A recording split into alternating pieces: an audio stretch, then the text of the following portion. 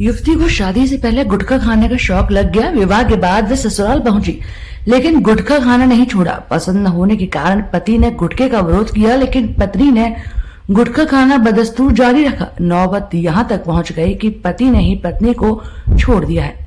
गुटखे ने पति पत्नी की जिंदगी में जहर घोल दिया। युवती शादी से पहले गुटखा खाती चली आ रही थी। विवाह के बाद ससुराल आने पर भी उसने जब गुटखा खाना बदस्तूर जारी रखा तो सुबह उठते ही गुटखा खाकर घर का काम करती।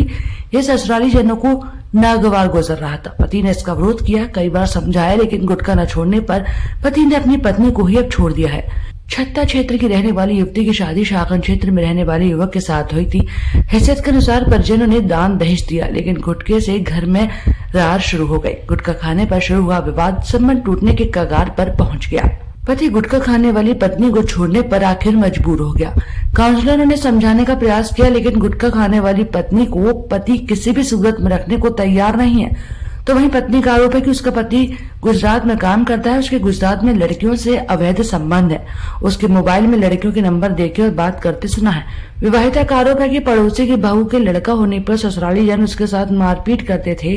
तरह तरह के आरोप लगाकर घर से निकाल दिया है। विवाहिता के शिकायती पत्र पर पुलिस लाइन परामर्श केंद्र डॉक्टर अमित गौड़ ने समझाने का प्रयास किया, लेकिन कोई नतीजा नहीं निकला। इसके बाद मुकदमा लिखने के आदेश किए गए हैं। परामर्श केंद्र में बहुत अजीब तरह के मामले हर बार आते हैं। हम लोग इतने सालों से काउंसलिंग कर रहे हैं, उसके बाद भी हम लोग हर बार शौक होते हैं कि हर बार नए तरह के केस आते हैं। इस बार एक परिवार इस बात पर बिगड़ गया कि लड़की गुटखा खाना नहीं छोड़ना चाहती। लड़के का था कि गुटखा छोड़ दीजिए, पर वो लड़की किसी भी कीमत पर गुटखा खाना नहीं छोड़ना चाहती। वो मसाला खाती है, हमारे पास भी आती तो मुँह उसका भरा ही रहता है। अब उसका परिवार बिगड़ गया, पति तलाक देने के लिए तैयार है, ले जाना नहीं चाहता, पर वो गुटखा नहीं छोड़ सकती। आज तो 3 से 4 मामले इस तरह के आए जो दोनों ही पति पत्नी शिक्षक थे।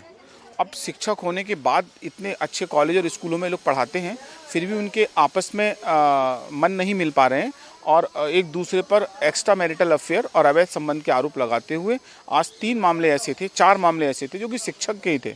और हमने सबको अलग एक तारीख दे दी है। देखते हैं अगली तारीख पर हम किस तरह इनको मिलवा पाते हैं, कुछ कर सकते हैं। Thank you.